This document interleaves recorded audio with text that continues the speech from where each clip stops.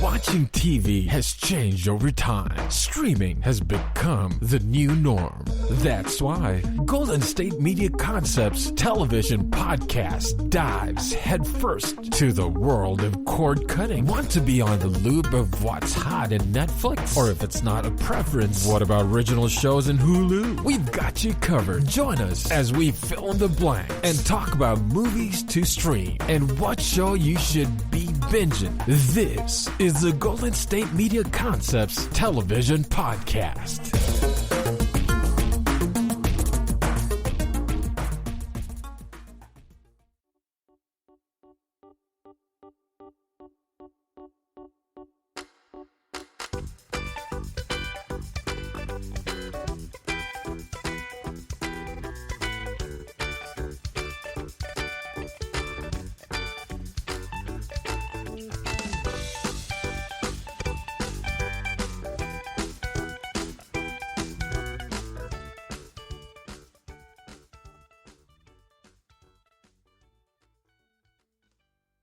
All right, so thank you for tuning into the GSMC television podcast brought to you by the GSMC Podcast Network. I am your host, Casey. I hope everyone is doing well today. As usual, we have our 4 segments, and we're going to dive into The Circle, Episode 9. We're then going to shift gears into yet another double episode of Manifest. This time it was episodes 7 and 8. Then we'll be shifting gears over to Good Girls for episode 5 of season 4.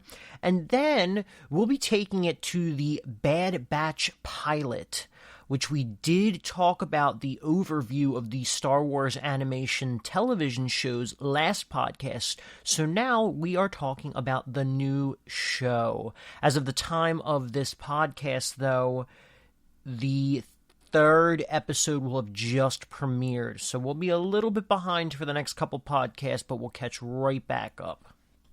Alright, so just diving into it then, we're going to start off, as I said, with episode 9 of season 2 of The Circle. So this episode, I just have to say, this episode I think was probably the best episode within both seasons of The Circle that have come out.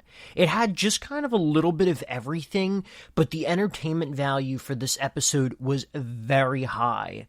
So, obviously, yeah, we had a lot of entertaining moments. We had a little bit of, tactics and strategy going on, which we also had some pretty bad gameplay that I think is going to extremely affect the outcome of these last couple rounds of The Circle.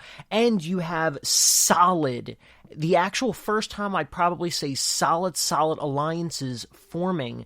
Even my feelings have been, overwritten about some of these, players. I'm really changing things up, in my train of thought and emotions. So let's kind of, get right into it. So for those who remember, in the episode before, so that would obviously be episode 8, we had the double elimination based off of the rankings. So there wasn't an influencer. There was a top-rated person, but there wasn't an influencer. There was no normal blocking ceremonies, and we saw the bottom 2 players go, which was the double elimination of both Jack and Lisa, who played Emily and Lance, respectively. So we were very close to seeing Courtney go, and honestly, I was not a fan of Courtney up to this point. I think I liked Courtney the first couple episodes, but the whole thing with Savannah really soured my opinions on him. And we saw some pretty good tactics, used from by him in the beginning as well. But I think he was just getting a little too emotional about things and really going hard for, a relationship that he's had for 2 days. I mean, I guess in a sense it's gotten him this far, but also the amount of people that were eliminated and brought into the game. I mean, especially given that he was an OG player in the season, his chances, he's got a good personality for social gameplay. So my point being is that even if he didn't have Savannah, it didn't matter, because there's enough time and there's enough, stuff going on in the game that your whole perception could be completely changed. But I think overall, though, he shouldn't have gone so hard. And it was the same thing with Savannah for Courtney in the beginning. Her going so hard to keep Courtney in the game tipped her off to Terralisha. And both of those, oh my gosh, I would say we pretty much got robbed of a really, really interesting season with Savannah and Terralisha. But I think it's sooner or later their potential power struggle would have happened. But it happened in the beginning rather than in the middle or the end. And that's something you see plenty of times in other shows too. I mean, even in like the most recent seasons of Survivor, I always think back to Millennials versus Gen X, where you had the Zeke and David, two very unlikely people that you would think would have all this power in the game and would ultimately have a big showdown of power, but interesting nonetheless. So anyway, my original point being is I feel like I've gone on a little slip and slide for the past minute and a half. But anyway, none of them should have gone so hard for their relationships because it tanked a number of their games. And I think it was pretty close to doing the same for Courtney. Courtney was one spot away. So anyway, the aftermath of that in the beginning of this episode brought back Lisa and Jack to play a catfish that I think is the final member of the circle. At least I hope so. There's only 4 other episodes left to my knowledge. So to really add more people in, especially given that episode 10 is probably going to be a block and then the finale will obviously be crowning the winner. So they filled in the pictures and they filled in the job. And so Lisa and Jack had to do the rest. They said that he was a psychic from West Virginia. He's part-time Santa. He's gay. He's got 3 kids. I actually thought that they, in one sense, went a little too hard in creating a very intricate person. But also at the same time, they do say that the devil's in the details, and the more detailed something is, the more believable it ultimately is, and they are actually doing a pretty good job of building this quirky, old, 60-some-odd-year-old gay man who has 3 kids. They're doing a damn good job, and even in the way that they're typing in the chats, and even using minimal and simple emojis. Now, the psychic thing is really funny. I mean, that's almost this sort of meta joke in which, obviously, psychics are not real. Well, yeah, I don't think they're real. Or they're not real, but someone out there might believe it, so I do apologize on that front. But, yeah, the fact that they have insider information, they could use it as if to play that he really is a psychic. So that was very interesting. That was very fun, very meta, joke by the production people, obviously. The Jack and Lisa reveal was also kind of fun. I was very curious how they were going to handle that, and I think they handled it well. I love to see Chloe's reaction as she freaked out. My best friend's a guy. That was my very, very, very minimal attempt at a British accent. I could probably do a hell of a lot better, but I will not. At least not on recording. But yeah, so that was really fun.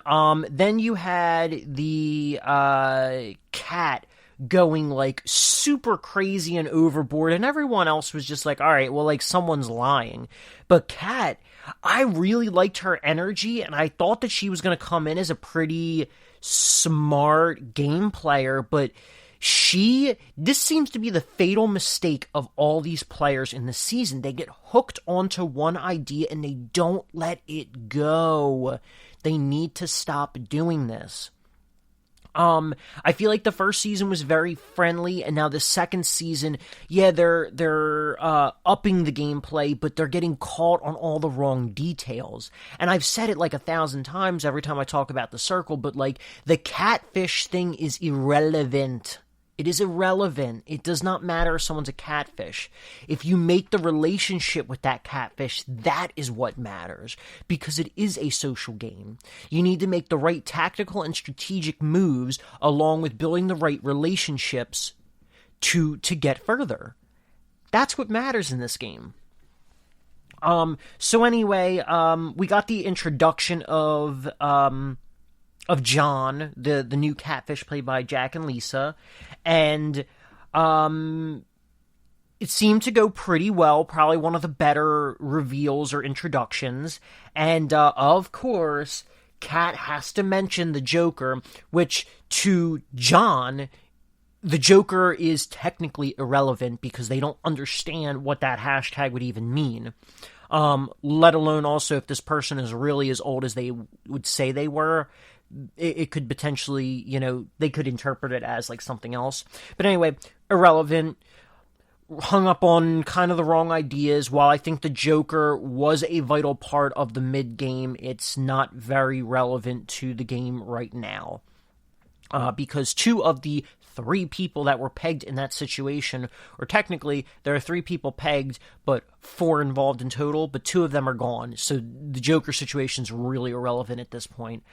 So yet again, another mistake Kat made. Then you had Kat making the Southern Queens chat with River Courtney, and I knew River was from Texas, but I kind of forgot where Courtney was from. I know Tara Alicia was also from Texas. Kat, I believe, is from Texas, but I mean, I don't remember where Courtney's actually from. Could be like Tennessee, but anyway. So you had the Southern Queens chat, and I mean, once again, Kat was trying to go in for the kill against Chloe because they all thought Chloe was lying about, the whole Emily didn't go see me sort of thing. And I mean, once again, there's no reason for someone to lie. And in addition to that, Chloe, especially if everyone believes Chloe is truly who Chloe is from Too Hot to Handle, everyone should know that Chloe is a very authentic person, and there's really no reason for Chloe to lie.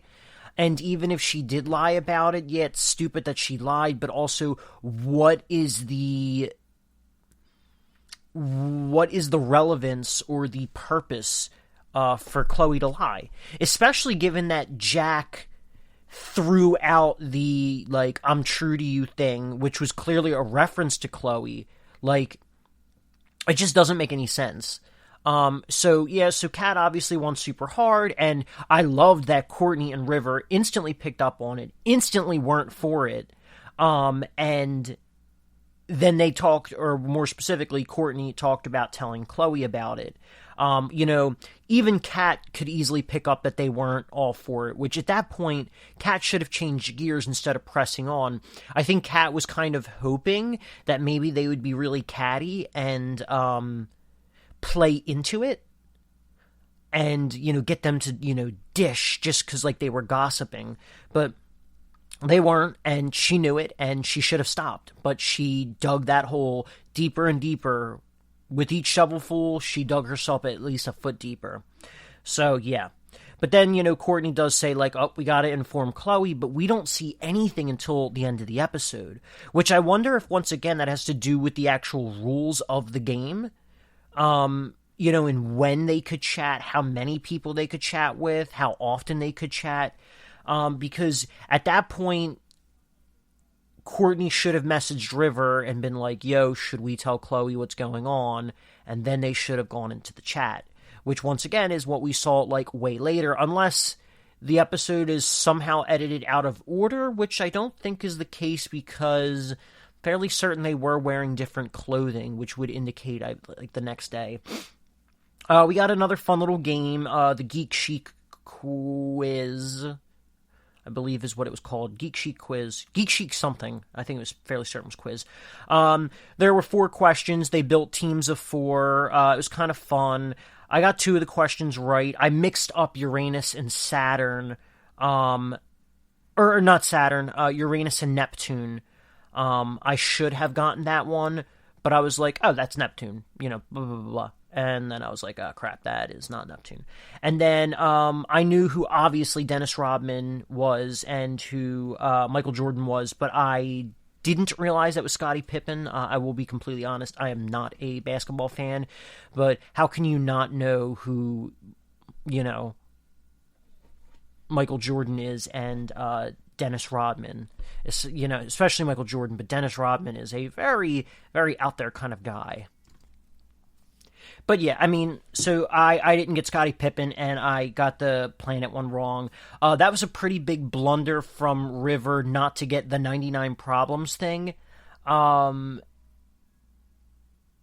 Which, I mean, I know he's older, but some would tell me that even my grandparents might know that. And they're much older than the guy who's playing River. But no one really seemed to think too much about it. They were like, oh, that's weird. But everyone was very keen on Trevor and the basketball question. I am so happy Delisa got that, because if she didn't, it would have been done. That would have been as big a blunder as Emily with the makeup situation. The fact that she wouldn't be able to get all three of those basketball players. And thankfully she did. Moving on, the winners got a party. That was a really fun little segment, especially with the whole little like moment of like Courtney being like, can we get some music? And then the music comes on. And I think it's so funny, like, watching Jack be Jack, because he's so... There's, like, something about him that is super awkward, but it's so authentic, and it makes him, like, really fun to watch as a person. As a player, I think he's a decent middle gamer. You know, it's kind of the same thing with Shuby. Shuby is just this, like, very childlike kid, and that's why in the first season it was really fun watching him. But so I just like to see that about Jack. And then you can also, like, I think it was just editing, but, you know, all the other players who weren't at the party, so to speak, you could hear the music, like, lightly, but like I said, I think that could just be editing. They just, like, throw the volume down. But they had lines about a party, so I'm curious if they could really actually hear it.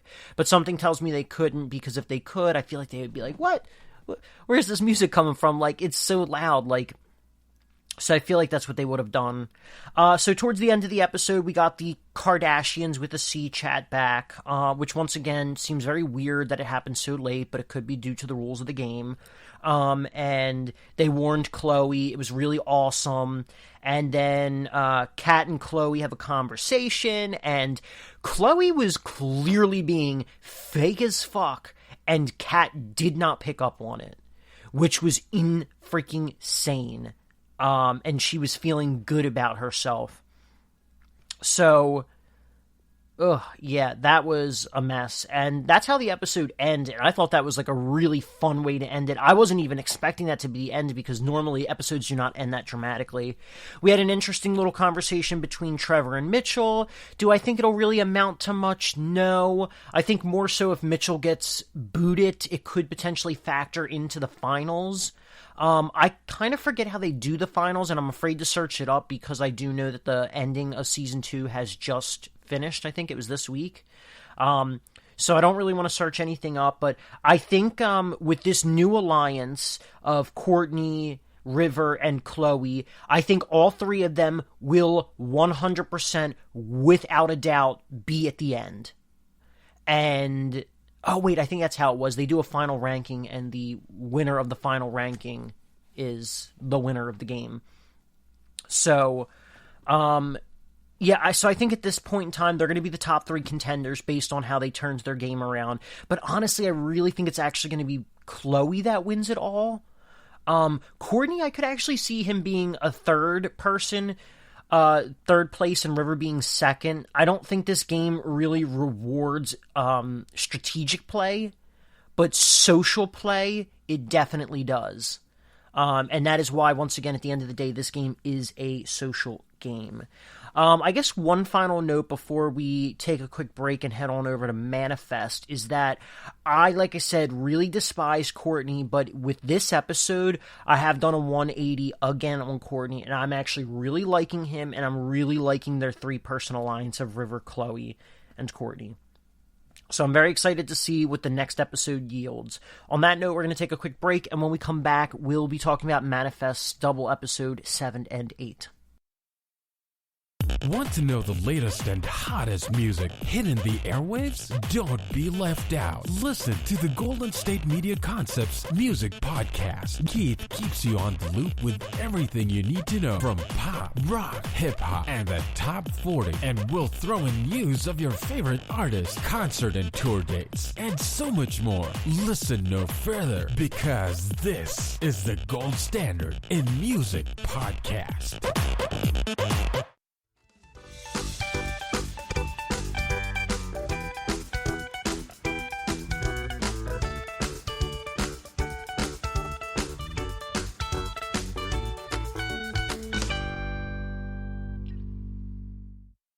All right, and we are back. So, we have already talked about the amazing episode 9 of season 2 of The Circle. So now we are going to shift gears over to Manifest episodes 7 and 8, which were, just like last week, were another double episode.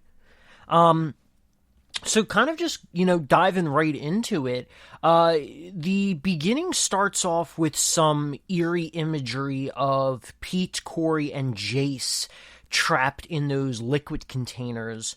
Quite a grim way to start the episode.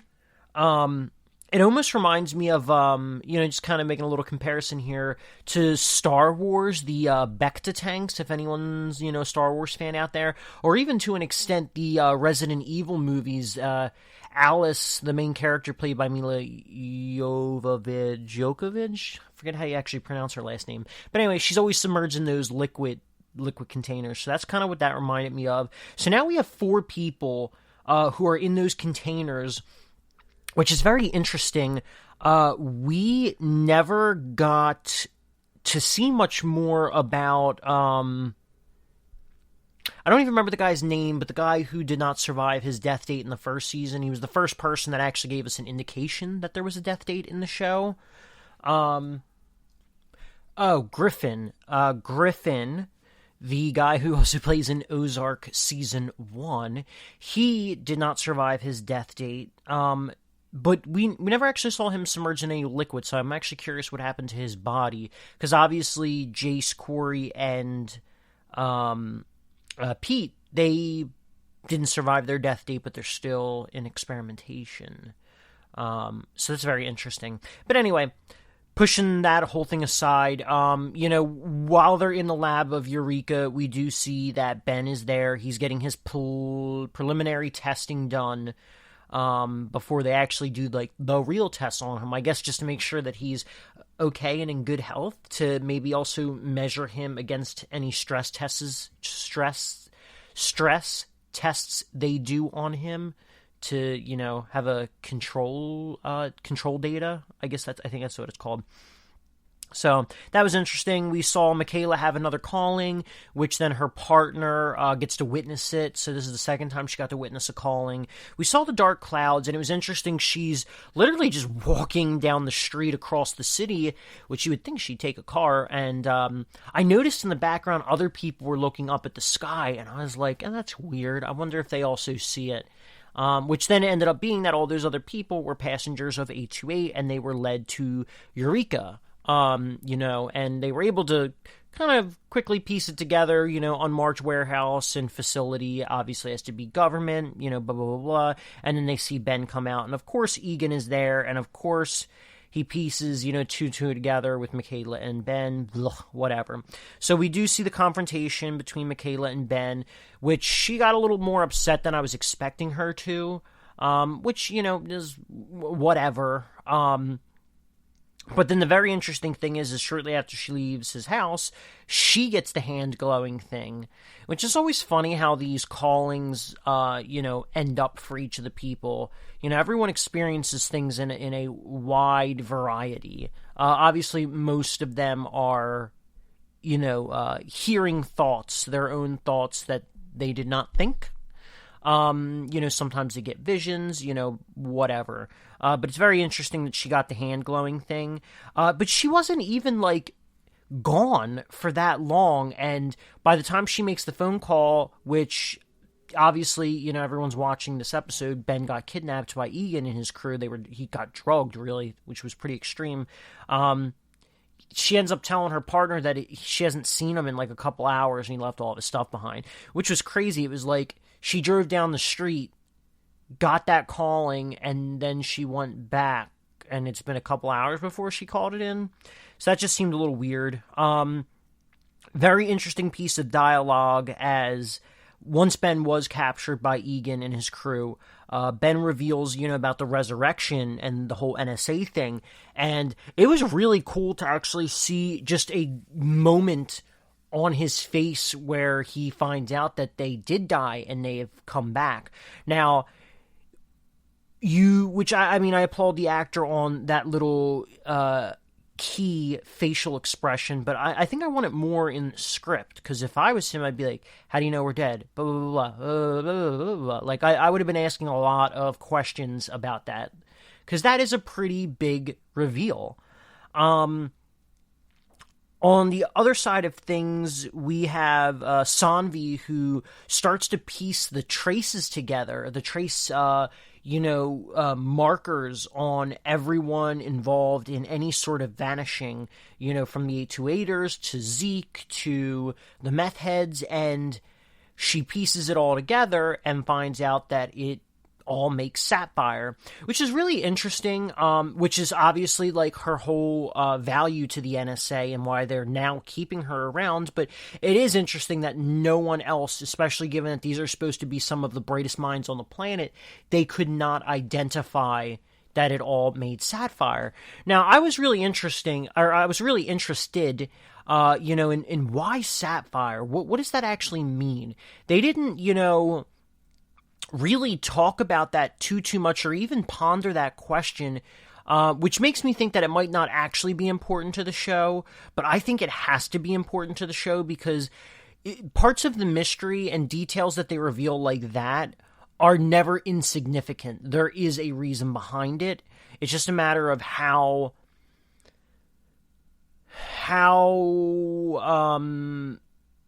big it's going to be once everything gets settled with. So I ended up doing a little bit of digging after watching the episode, and, some of the stuff that I found, which there's only one thing that really popped out to me, but, like, it means, some stuff in, Latin, and it derives from Sanskrit words and Hebrew words, and, it all kind of points to all of these, etymologies pointing to, Saturn, the planet Saturn, and another literal translation being sacred to Saturn, which I haven't had the chance to really dig into Saturn, but I pulled up like a page and just kind of skimmed some stuff, and Saturn, yeah, it's just a gas giant, obviously everyone knows that, but yeah, I didn't actually see anything, but like I said, I didn't really dig too far into it. There's a Hindu belief that Sapphire causes the planet Saturn to be favorable to the wearer. I'm sure that has stuff to do with, astrology and other, hocus pocus, about people and their personalities.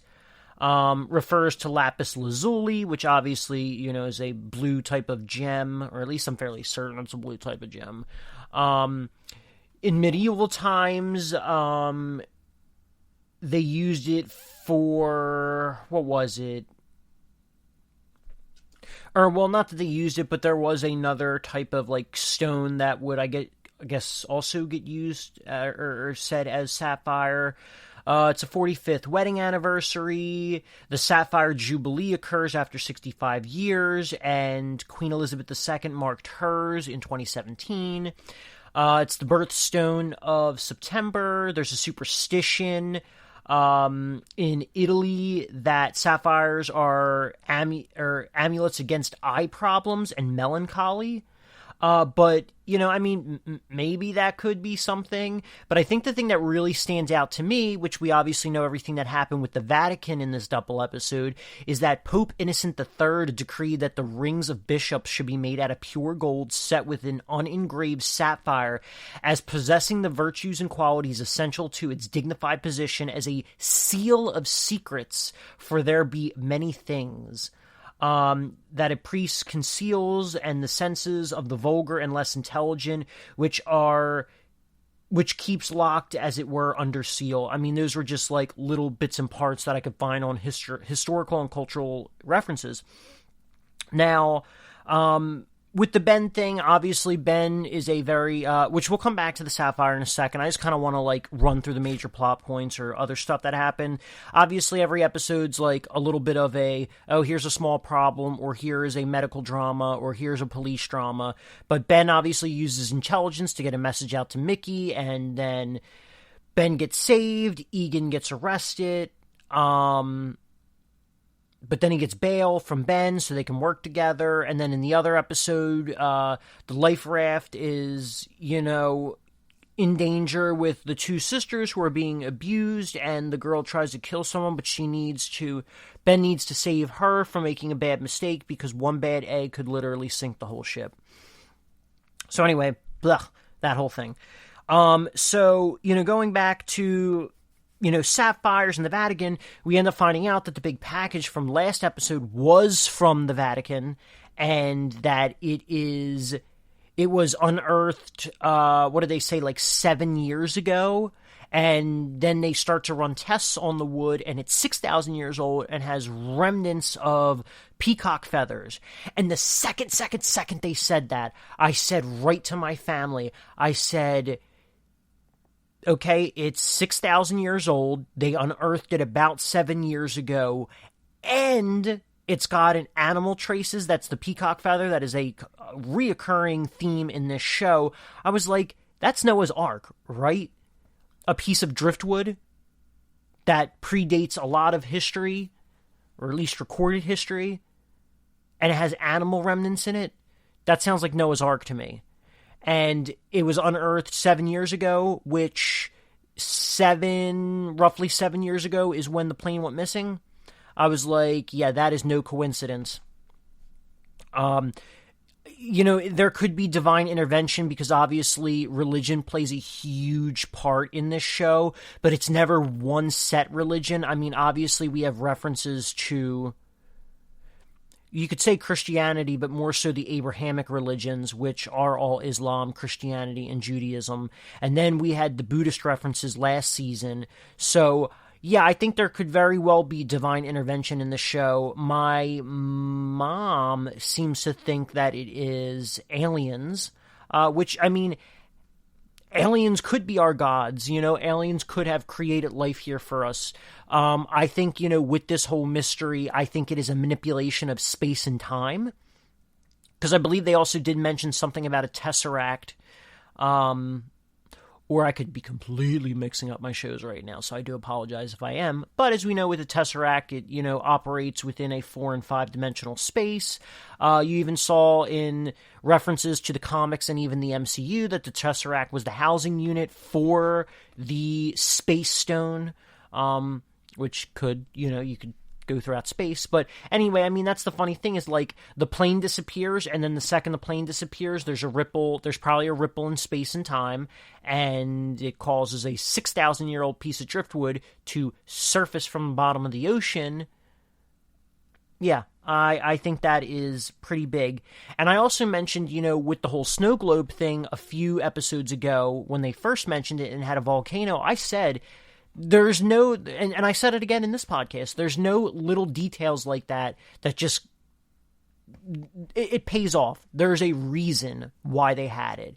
And so we saw in the second part of the episode, or the second episode, episode 8, we saw the volcano with the tarot card reader. With the tarot card, we saw the snow globe. We saw the, 18 or 8 people who are all on fire in an explosion, which then it looks like it's a volcano erupting. We find out that the piece of driftwood was was surfaced during the time of an underground, volcano, or a dormant underground volcano, which also led people to believe that was around the time when Noah's Ark, that's how they piece that whole thing together. I just feel like I'm just kind of rambling about that. But you get my point being, is that it all does point to Noah's Ark.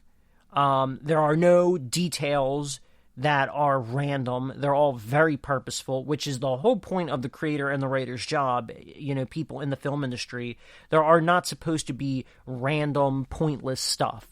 Everything in the show, down to the set design, the costumes, the dialogue, it is all supposed to point to something. And in some cases, there are red herrings, which actually is something I'll be talking about in the next segment of Good Girls. But anyway, that whole thing aside, none of these are red herrings. They're all, I think, very important to the story, and I think we're going to see more of that play out. Which also, another thing that I wanted to bring up was we saw the whole little weird, Cal's got a crush on this girl and gives her a wrinkle in time, and that's her favorite thing. Now, the title, A Wrinkle in Time, would make me think that it's an indication of time travel. I don't know anything about the book. I didn't see the Disney movie that came out back in like 2017 or 2018. I think it was probably 2017. But I think I do know from the books it is about space manipulation. Someone's able to manipulate space to travel long distances, including some like random planet where there's like these weird elder people. So yeah, once again, these details are very purposeful. A Wrinkle in Time was important to give the audience indications of manipulation of space and time. One little thing I'd like to bring up before... Oh, it was 15 passengers that were in flames, not 8 or 18, 15. But anyway, that's not the thing I wanted to bring up. But the thing I did want to bring up was about Angelina. We got traces of Angelina in these past 2 episodes. She's very upset and broken in the very first part, and Olive, talks about her being her friend and her family, and it's been great. And I mean, they have spent over 3 months together, like every single day, because they were all in hiding from the meth heads. But then we saw in the second episode, she, as from permission from Grace, she starts to try on Olive's clothing and all this other stuff, and she wants to take care of the kid, and we know that she didn't have a good family life, so like I almost get the feeling she wants to replace Olive, and I think her storyline is going to get creepy, and it's going to get creepy fast, which who knows, maybe she might endanger the lifeboat as well, which I think is obviously the central part of this second season, is this whole lifeboat storyline. I think there's going to be about 13 episodes in the season, so 7, 8, 9, 10, 11, 12, and 13, literally the whole second half of this season is literally going to be the life raft or the lifeboat focus, whereas the first half was all about the meth heads and their death date. Even though I kind of feel like that should have just been the whole season, but also we're here, we're done, and I'm getting sucked back into the mystery that I'm not actually super focused on the characters anymore, so I think, the show's doing a good job of sucking me back in. Anyway, I feel like I've just kind of rambled this whole time, but I brought up some interesting stuff and some things that I really wanted to point out for you guys. So on that note, we're going to take another quick break, and when we come back, we'll be talking about Good Girls Episode 5. Tired of searching the vast jungle of podcasts? Now listen close and hear this out. There's a podcast network that covers just about everything that you've been searching. Hey! The Golden State Media Concepts Podcast Network is here. Nothing less than a podcast bliss with endless hours of podcast coverage. From news, sports, music, fashion, cooking, entertainment, fantasy, football, and so much more. So stop lurking around and go straight out to the Golden State Media Concepts Podcast Network. Guaranteed to fill that podcast itch. Whatever it may be. Visit us at www.gsmcpodcast.com. Follow us on Facebook and Twitter, and download us on iTunes, SoundCloud, and Google Play.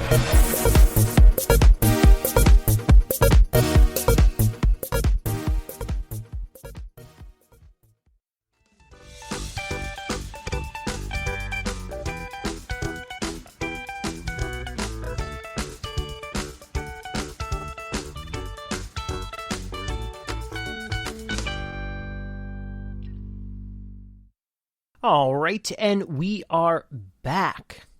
So, we have already talked about Season 2, Episode 9 of The Circle. In our next segment, we had talked about Manifest Season 3, Episodes 7 and 8, which was another double episode that they had aired on TV. And now we're going to shift gears over to Good Girls Season 4, Episode 5. So, this season, a lot has happened, and also a lot kind of hasn't happened. I think, some of the major points are the feds are hot on their tail. It is causing a lot of issues for Beth and her family. It's causing loss of income for Rio. it is causing Stan to get in deeper, and that puts strain on his and Ruby's relationship. And Annie's having her own personal problems that don't exactly deal with all the crime. So, this episode is part of the aftermath with Beth talking to the feds, and her also getting Rio to get rid of the hitman. And so we see in the beginning of the episode, they're setting up a whole wiretap with Beth as she's there to talk to Rio about, picking up the latest drop. So she's just sitting outside in the cold and nothing. So she goes inside and she tells them he knows. Which, let's be real, Rio is a very smart guy, so yes, of course he knows. He's not stupid. I think he put 2 and 2 together after the whole hitman thing, way before he even met up with Beth at the very end of the last episode. And then they talk about how the tracker's not working anymore, as it's been taken off the car, and she's like, oh yeah, he freaking knows. And then she's like, look, I want Dean out. Like, you need to get him out of prison now. Like, I've done everything you've asked for. And they're kind of like, not everything. Once you deliver, we'll help you out. And she's like, come on. Like, it's not my fault. And he's like, yeah, it kind of is. It's interesting. These guys are supposed to be federal agents, Secret Service, whatever exactly they are. And at the end of the day, they're here to protect the law. And while, yes, obviously Beth is, I would say she's a good girl who has been doing some pretty bad things. But with her, it's not really their place to judge, and they shouldn't judge and treat her in one way. They should be there to do their job, and they can let the court system decide how they should be treated. And so they almost have a blatant disregard for her and her husband's well-being. And they never really dig into why these people do the things that they're doing. So at least with Beth's situation, they really do seem to have a blatant disregard for her life, her children's life, and her husband's life. And they need to listen to her, and they need to rethink strategy. And I think that's kind of my one and only issue with this show. And maybe it would happen with real feds in real life, but at least in this show, there tends to be this subtle underlying character and plot mechanic in which people make unrealistically stupid choices and say stupid things as a part of the comedy. And I think that's something that Hollywood generally does when they're dealing with female casting or female related stories, is these stories never end up actually being or taken 100% seriously. They're treated as dramedies or comedy dramas, and so they still do have the heavy stuff, but then they like to lighten it up with other stuff. And I think that's what they do with these characters. And it's unfortunate, and it's a grave misjustice, not only to women, but also to these really interesting stories that are flushed out. And in recent years, the only movie or TV show, really just a movie, that I can even think about that treats women very much as they would have treated an all-male cast was Ocean's 8. There's not, the Ocean's movies have kind of always been a little, funny as well. It's part of their action, but they don't 100% treat it any differently than they would have treated Ocean's 11, 12, or 13. And I think that's part of the reason why that movie performs so well, is that if people would just treat them equal, treat everyone equal for that matter, I think people would take things a little bit more seriously. But anyway, my point being is that in Good Girls, there are characters that just do stupid things, and it becomes very frustrating, and you can tell, and it becomes this underlying thing that I think ultimately hurts the show and the reality of it. So yeah, you do see that with people like the head Secret Service guy, and it's very, very, very frustrating. Kind of moving on, we see, the next day as Beth is trying to search the house for all of Dean's hidden junk food. we see a very uncomfortable scene in which Rio gets Beth to completely strip naked to see if she's wiretapped.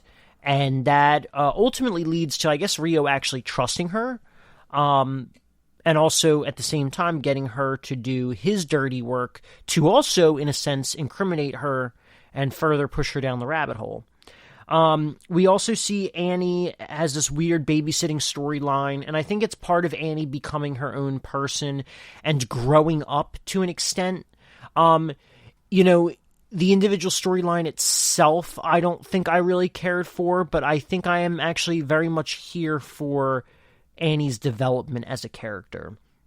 Now, with Ruby, I love Ruby. I think her character doesn't move a whole lot, development-wise, as, Beth and Annie's does. Because, Annie, once again, she's kind of a mess, and she's getting her life together. Beth was stuck in a rut, and she's really going down this rabbit hole, but she enjoys it, which is the whole reason why, well, in part, not the whole reason, but in part why she continues to go down this. Whereas Ruby is doing it for the basis of, the basic reasons, and that is to survive and keep her family surviving as well. But unfortunately, bit by bit, it is corrupting Stan. I think we see more of that with Stan than we do Ruby. And I guess, if anything, you're seeing the deterioration of not an individual character per se, but of a relationship. Which is the really saddest thing, because I think Ruby and Stan are definitely Ruby's my favorite character in the show, but the both of them, I think, are among my favorite characters, period, in this show. Ruby stops by the club, and she knows that Stan's lying to her, which factors in later when she starts to go through his possessions and then car to find the purse, which she thinks that he's cheating on her, which we do see that Stan's boss does want him to close the deal with some girl in a hotel room. Now, knowing Stan, I feel like he wouldn't cheat on her, and they kind of made it seem like he didn't cheat on her. I feel like he would have used his personality, his charisma, to talk to whoever it is and get them to talk in there, because the boss is a little skeevy. He's very creepy, and I don't blame anyone for not wanting to do business with him.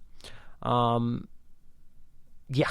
So, but also he does say a line in which he says something along the lines of, like, I gotta do what I have to do because of you stealing from my boss, which that was when she was specifically asking about sex, which could possibly indicate that he did do it, but it wasn't 100% clear. But I think from the general gist of the message, you're supposed to get the idea that no, he did not cheat on her, and I hope he didn't.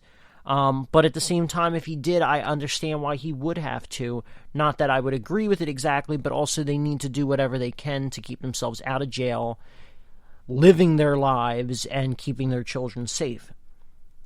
On the Annie side of things, we did see, once again, she was babysitting, and they kind of used the baby, as she did say, a human shield, and she put that baby in, like, serious harm's danger. But aside from putting him in harm's danger, she actually did a relatively good job of taking care of the kid, and she learned some things along the way, things that she kind of should have already known, especially given that she did help raise Ben. It could not have all been the ex-boyfriend, Ben's father. She literally had to have taken care of him multiple times when he was a baby. And they've always been pretty close, so I don't think that Ben was just missing from her life for years. But Nancy ends up telling Ben, that she's doing well. And Ben was even surprised when she's cleaning up her room. And I think it's those little things that show you that as a character, she is hopefully getting better. She severed her relationship with her therapist. She took care of a kid. She's keeping her house clean. She's trying to do stuff around the house and give Ben his space. And I think it does two things. It really does progress her as a character, but also it potentially gives her the space to get more involved in the crime, if that is what she ends up doing in the end. So, yeah, that was kind of Ruby's storyline. That was kind of Annie's storyline. That was kind of Stan's storyline. So the big thing is Beth. We see that after Rio, had her literally strip naked, that he was going to have her be, as they call it, and as the episode is literally called, the banker, where she's going around to a bunch of places, a bunch of businesses, and she's collecting protection money. And, I mean, I'm sure anyone knows what protection money is, and I'm sure anyone knows, if they've even seen any sort of crime movie, that that's just like, oh, organized crime is going to cause all these problems for businesses unless they pay the fee. And that's what she did. She collected money, and she was very nervous in the beginning, but then we had this montage of sequences in which she was getting pretty into it, even to the point where the last person who actually did give her an issue, she was like, give me the money, bitch, excuse my language. But, I think that, once again, despite her saying that she doesn't want to do it, she enjoyed it. I really think she likes that power. She likes that excitement in her life. And once again, that's the whole reason why her, as a character, has been going on this journey, because she's the one that pulled them in. Like 90% of the time they got involved into something worse or deeper in with Rio and his gang is because Beth got involved further. And because Beth got involved further, Annie gets involved further, and Annie also kind of pushed them a couple times due to her mistakes, and Ruby needed literally the money to save her daughter's life, so of course she's not going to, but also she's been involved with them the whole time, so she kind of can't also just get out. But yeah, so yeah, Beth ultimately, she likes these roles, and I once again, it's something that you even saw in Breaking Bad as well. In Breaking Bad, Walter White, in the final season 5, part 2, he literally does say, I did it because I liked it. And that seems to be the common theme of this season. You enjoy crime, you're going to go further down that hole. She likes it, and she's not going to stop. She's already said she had a boring life before. I think at this point, even if she went into Wit Pro, I could see her getting involved in something in a new place. Especially if all three of those girls went into Wit Pro and their families. Annie and Ruby would all be in different places. Ruby said she was looking at Wyoming. We don't know about Annie, but for Beth, yeah, Beth would probably get involved in something into Las Vegas and the casinos, I bet. Heck, I wouldn't doubt it if maybe they do end up going there, and this just ends up being a whole other segue for her storyline, to dive into some other sort of enterprise. So the episode starts to come to a close in which she's at the diner, and you think that she's waiting for the feds, but Rio pops in. But, that was kind of a red herring. Or at least I think it was. That is another thing they don't really specify. Because it does look like she's waiting for the feds and that Rio surprises her. But this show also has a number of red herrings. One that we'll get to right after the diner sequence. But Rio talks to her and says that, he needs her to continue to do this and that he's got people to answer to, so they can't just lay low. And that's very interesting, too, because that is something that I did literally say in the podcast last time. Who is the organization? We saw a pretty big organization in the first season, but we haven't really seen much of it since. And, COVID wasn't a factor for seasons 2 and most of season 3. So it's not like they were downsizing the cast for that reason. So it's interesting. I'm very excited to see who her boss will end up being. But the feds end up seeing that Rio's there. They sit right next to her and they listen into the conversation in which Rio admits that he's got a boss. So that gives them the go-ahead for, diving into Rio a bit more and also giving Beth what she wants, which is Dean getting released from prison. Which when I was watching this at first, there's the other storyline going on with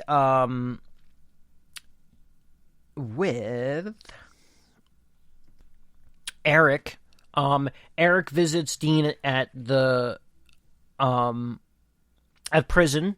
He actually has like a face-to-face visit, not, with glass in the middle. They play chess. He beats Dean at checkers, not chess. Beats him there and says that he's going to handle it, in which then we see him, rob a pawn shop, which was the red herring when Beth was first going in to be the banker, because they almost make you think that Rio's going to shoot her, someone's going to shoot her and kill her.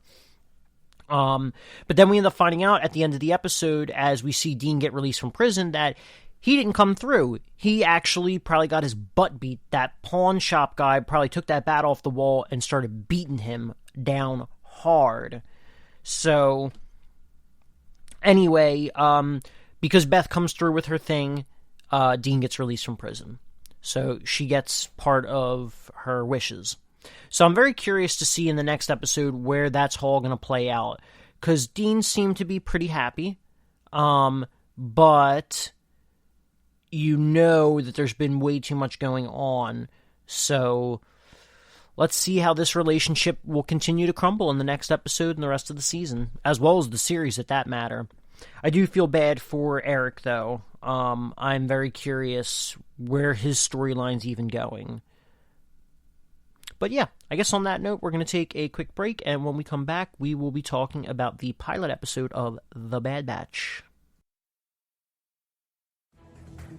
Want to find out what movies to go see? Then check out the GSMC Movie Podcast. It's your ticket to the latest movies, whether it's a new blockbuster event, romantic, comedy, or action flick. This show has got it all covered. They talk some what to go see now. Don't bother. What's hot on Netflix and everything in between. That's gsmcpodcast.com/movie-podcast. When it's all about the movies, it has to be this new show. Don't forget to like them on Facebook and follow them on Twitter. Visit gsmcpodcast.com for more info.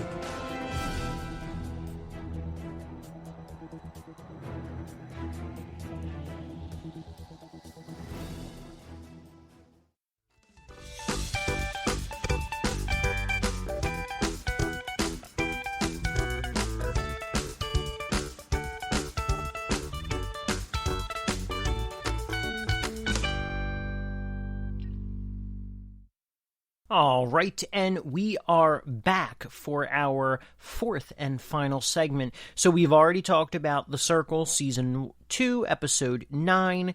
We had talked about yet again another double episode of Manifest, which was 7 and 8 of Season 3. We then shifted gears to Good Girls and talked about Episode 5 of Season 4. And now we are going to talk about the newest episode and ultimately newest Star Wars animated television show called The Bad Batch. So we're talking about the pilot here, and for those who don't know, The Bad Batch follows a group of, how would you call it,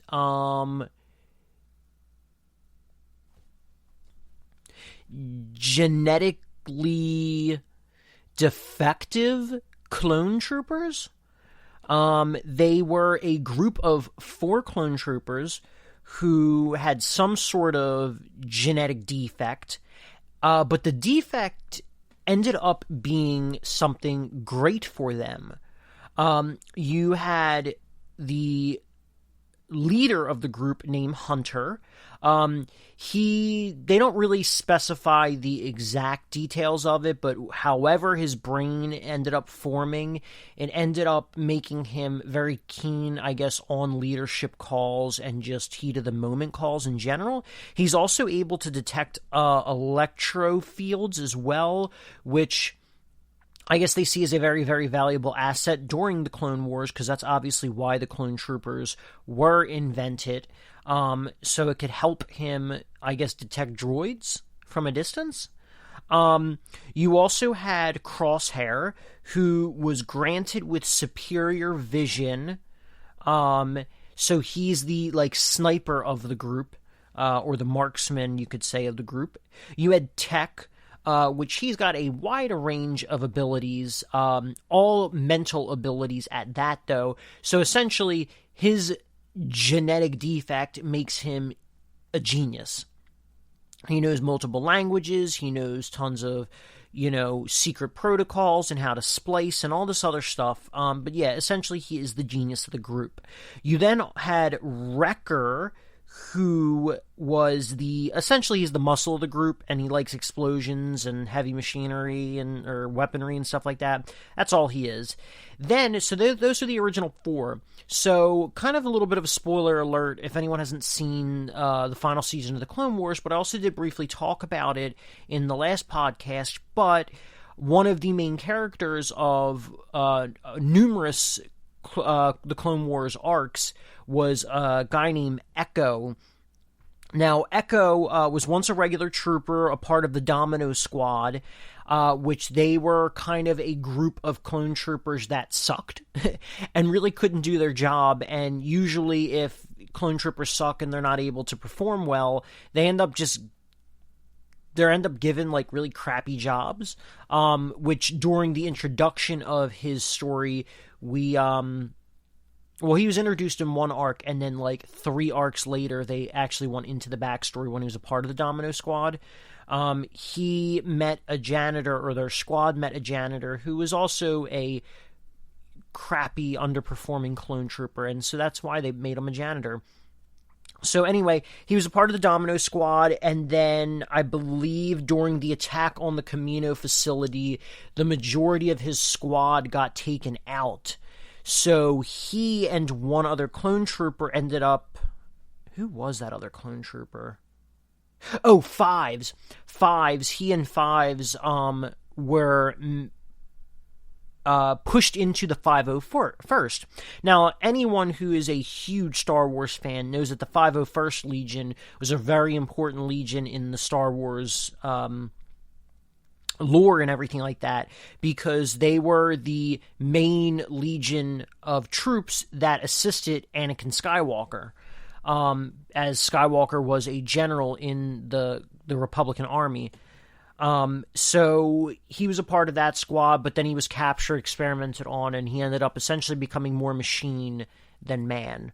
But between him being experimented on, the genetic defects of Hunter and Tech and Wrecker, they all were immune to Order 66.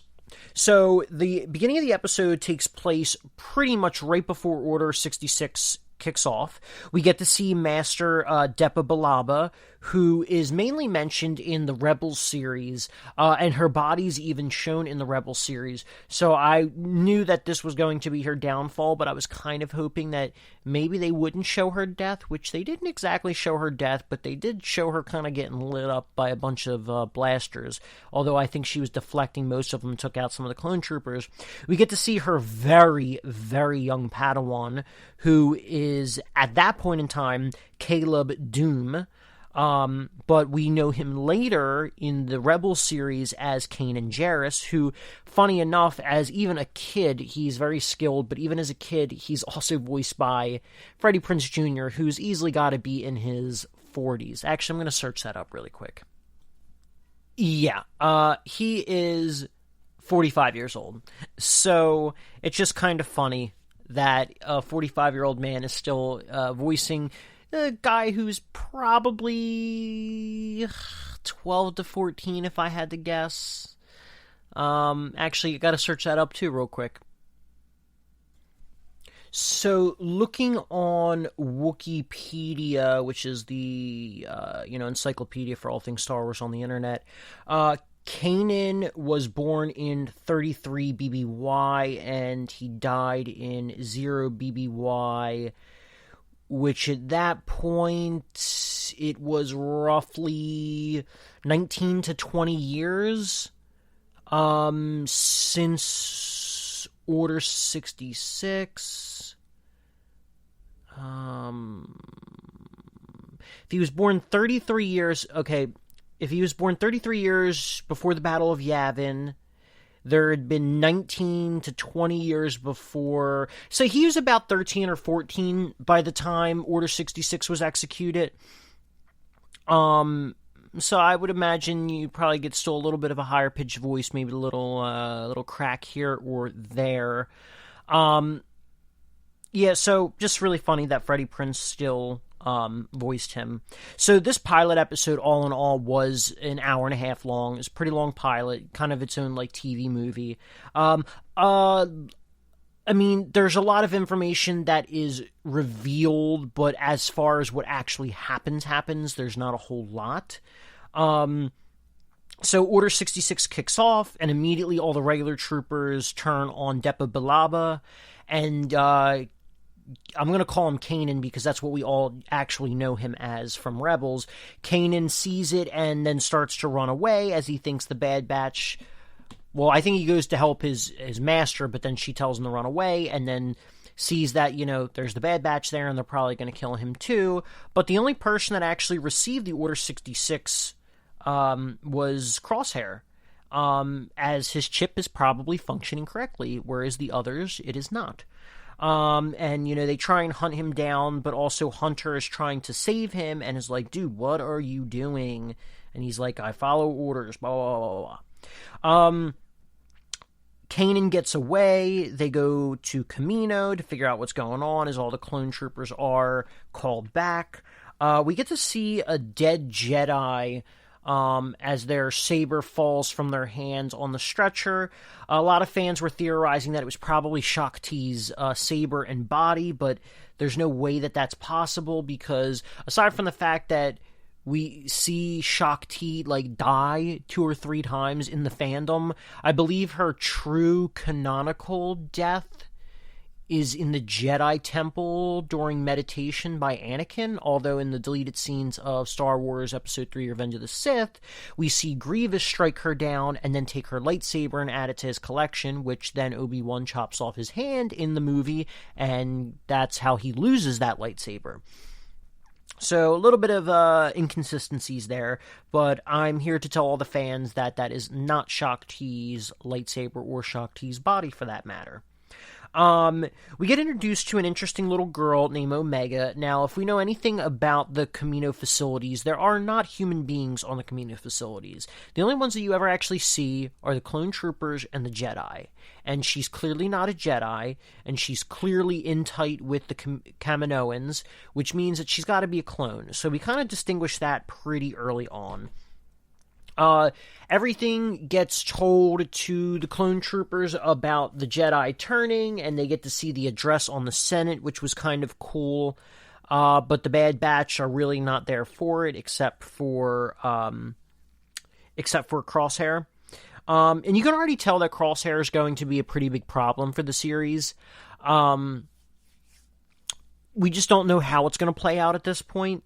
Then we get to see Tarkin and his tests as he tests them in training facilities, and they crush it as usual, but then they put them in real danger as they actually put them in a life or death situation, and they even still crush that.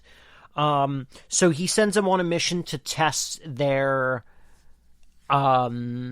dedication to the Galactic Empire. And ultimately, we get a really cool instance where there weren't any droids there, but it was insurgents. And Crosshair knows that that's who they have to kill, and he's all about following orders. Order 66 was a very, very direct order in which he had no choice but to follow because of the chip. But his chip also makes him very susceptible to orders, and right now his commanding officer is Hunter. And Hunter says that they're not going to do anything, but Hunter also knows that they're being surrounded. So we get a very interesting guest appearance, little cameo for this episode, and that is Saul Guerrera. Now, Saul Guerrera, for anyone that knows, he was introduced in Rogue One, played by Forrest Whitaker. His very short-lived appearance, as that's his also death, which is very unfortunate because in the rest of the canonical Star Wars universe, we've actually gotten a lot of Saul Guerrera at this point. He's had a number of episodes in the Clone Wars. He has had a number of episodes in Rebels. And now he's in the Bad Batch. That puts him in 4 different distinct Star Wars stuff. So once again, Rogue One, Rebels, Clone Wars, and Bad Batch. And so this is a huge start up for Saul Guerrera and his forces that later play out in Rebels and in Rogue One. So we got to see that, and they ultimately decide not to kill them, and they go back to Kamino, even though Omega told them not to go back to Kamino. Now, Omega is kind of fangirling over the Bad Batch. She kind of finds something very kindred, a kindred-like spirit about them. She did warn them before they left to not come back, as it would not probably be good, but Hunter ultimately decides that they should go back because she's one of them. And you have Tech, who's like, yeah, it's kind of obvious she's also one of us. She's a defective clone. But it's very interesting. They don't make female clones. So Omega was very purposeful.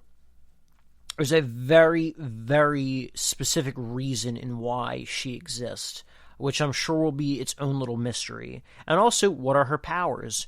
I almost get the sense that she's just very perceptive, at least at this point in time. I have a theory, and I hope I'm right. I have a theory that Omega could potentially be the first clone trooper that might be Force sensitive. I think that would be a really, really cool plot twist. But we don't 100% know just yet, because she's not established in any Star Wars lore. I think that would bring a very interesting dynamic, but also at the same time, we have seen in pretty much every Star Wars movie, show, whatever, there is always one character that is Force sensitive or in training to be a Jedi or whatever. Literally, I don't think there's a single instance in which we don't have someone that's like training to become a Jedi. They know that they, also, going back to the facility, we know that Tarkin, knows because of the probe droid that they betrayed them, but Crosshair was the only one that was willing, which has to do with his chip.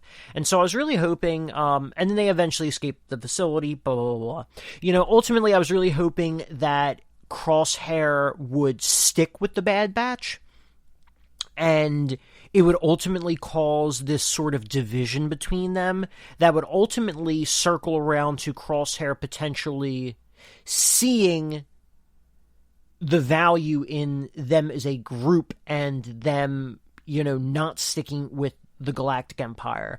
I think a good comparison of this is if anyone's ever seen Firefly. In the show Firefly, there is a character named Jane, and the whole group of Serenity in Firefly, they're all criminals, they're all outlaws, and Jane is definitely very much in it for the money, despite as long as he's been running with that crew, and he almost betrays them all. I think he actually does betray them all, if I remember correctly, because it's been a long time since I've seen the show, but he ultimately ends up coming around, and the only person that knows about it is Malcolm. Malcolm knows about it, and he gives him a second chance, but he also threatens him. And then you end up really liking Jane because of it. And I was hoping, we get something like that with Crosshair, but I think Crosshair is going to be, I believe in the world of narrative and writing, there's a character called the Threshold Guardian, which is essentially a bad guy, but is not the true bad guy of the show or the movie, more specifically, I think is often what people use it for. But I think he'll end up being a Threshold Guardian. And then we got a little interesting dynamic between Hunter and Omega, as I definitely see it very much turning into a father-daughter relationship. And also, Omega's never left Kamino before, so she got a little moment in space, which I thought was really cool. She also has a very playful nature with Wrecker, which is another relationship I'd like to see play out.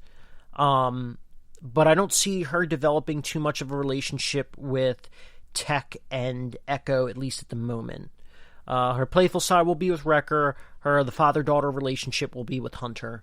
I just fear that it might be too similar to how The Mandalorian has been handling The Mandalorian with the child. So it's I like it. It was a pretty good start. I'm very excited to see where it goes. I'm sure there's going to be tons of references to the actual Clone Wars, and I hope we get something different. Because I think ultimately we've seen enough of this era of Star Wars. We've seen enough of the Skywalker era. There's literally over 20,000 years of Star Wars history, and there are some very important periods within the lore of the universe, and they oftentimes neglect the other stuff except for in the books. which I do not really read the books, but I am familiar with a number of them. Anyway, on that note, that is the end of the Bad Batch, and so this is the end of the podcast. So thank you for listening to the GSMC Television Podcast, brought to you by the GSMC Podcast Network. I'd like to ask that you please remember to subscribe to the show, write a nice little review because it really helps us out, and also if you could follow us on Facebook, Twitter, and Instagram, it would be greatly appreciated. Thank you all so much, and have a wonderful night.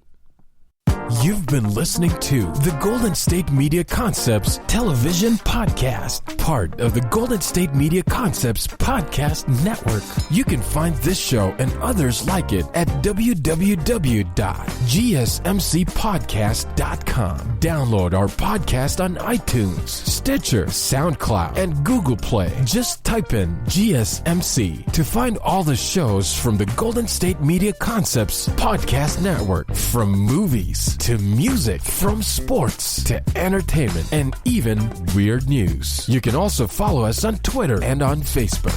Thank you, and we hope you have enjoyed today's program.